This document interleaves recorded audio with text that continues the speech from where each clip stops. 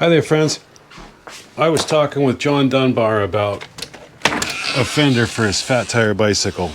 So I thought it would be a real nice opportunity to talk about how I put mine on my fat bike and talk a little bit about some of the troubles I've had mounting racks and fenders on any old bike since I don't know what I'm doing. So my Schwing Canopulator here that I ride to work and back all the time, this one was super easy. It's just like an 80s or 90s Jim Blackburn rack with just the single support and then well, I guess technically it's two supports. There's one upright and then there's like a stabilizer from the back. You know, you've always got the two little spots. Oh, what are they called? Bolsters. I don't know.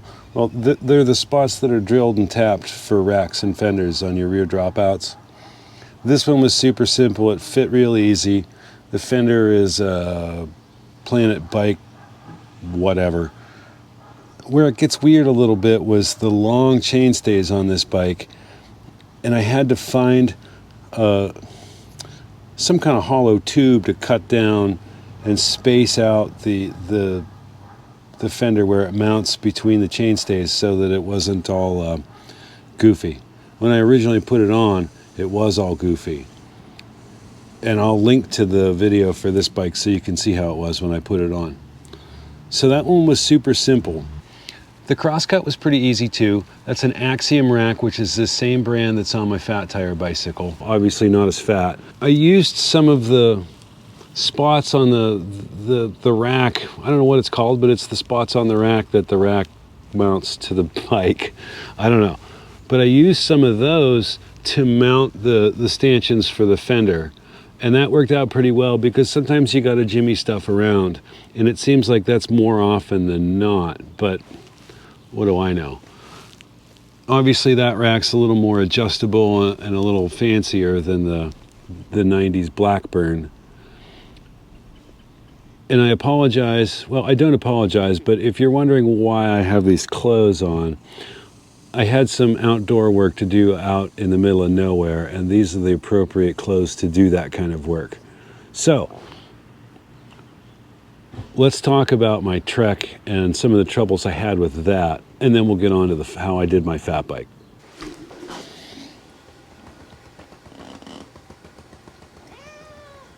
Tell them.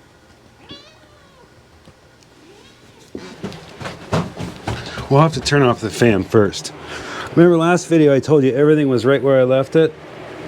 It is. It's a catastrophe. But I'm starting to find some time freeing up even though I'm busier than I've ever been. I think I've changed my attitude, I guess.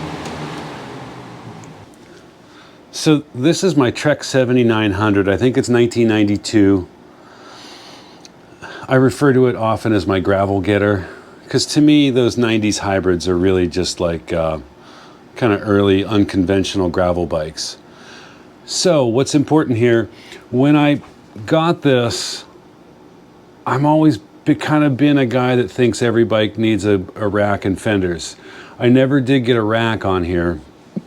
Well, sort of.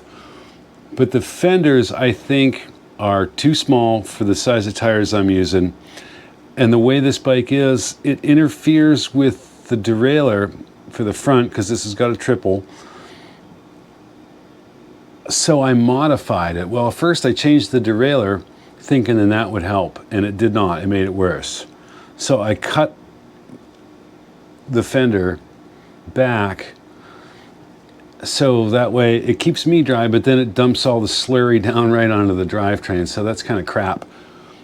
And what I didn't know when I got this bike was to look at the length of the chain stays and the angle of the seat tube. So it's just all jammed up in here, and it's really not meant for a full fender like that. I could, or at least I had thought about maybe one of those, I call it a gravel fender, but it's not. Maybe I think they call it an ass saver where it clamps around your seat tube or your seat posts.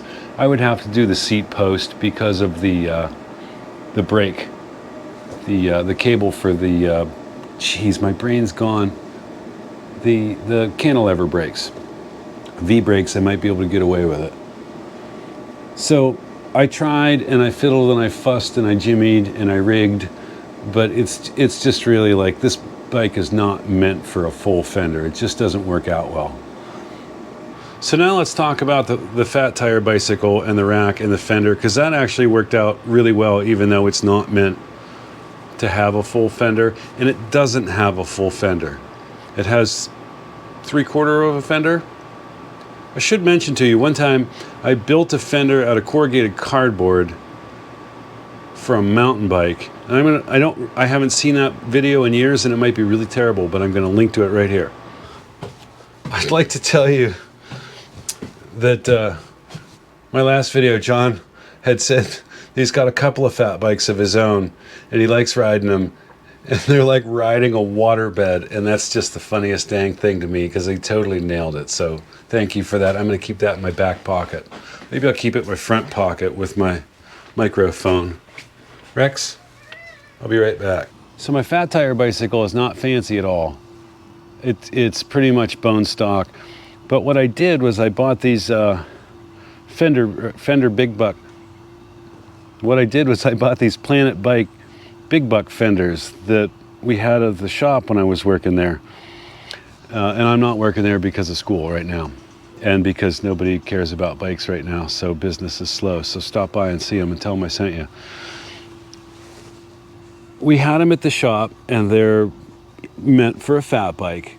And the front is much more of a full fender than I had seen anywhere else. So I thought, okay, this is great. The rear, however, was the type that clamps on your seat post and then just sticks out over the back wheel. Well, what I've done is I've modified it. I took the screws out of it and I took the mount off in a way that was non-destructive. And I crammed it up into the rack, and I took some of that corrugated plastic and I zip tied it between the two stabilizer stanchions. And then I slid the fender up between the corrugated plastic and those stanchions. And then I drilled 2 little holes in the back. And what that allowed me to do was run this zip tie around and attach the rear end of the fender to the rack so that, it didn't hang down on the tire. So it's supported on one end by the corrugated plastic and the other end by a zip tie to the rack. The corrugated cardboard, the corrugated plastic, is affixed via 2 zip ties. Fancy green ones, I might add, that match the green kind of vibe that goes with the bike. So hopefully that helps. Like I said, the express purpose of this was really just to explain to John how I managed to get that fender mounted up in there. I'm Josh Gahn. This is Erie Bicycle. I got my own shop where I sell some neat stuff from Erie, handmade stuff from Erie and the Erie area. I'm sorry, my brain's a little short-circuited today. Lots of studying, lots of working in the sun. But hopefully I look nice. Thanks for coming by. Please come back again. I'll see you next time, hopefully real soon. Take care.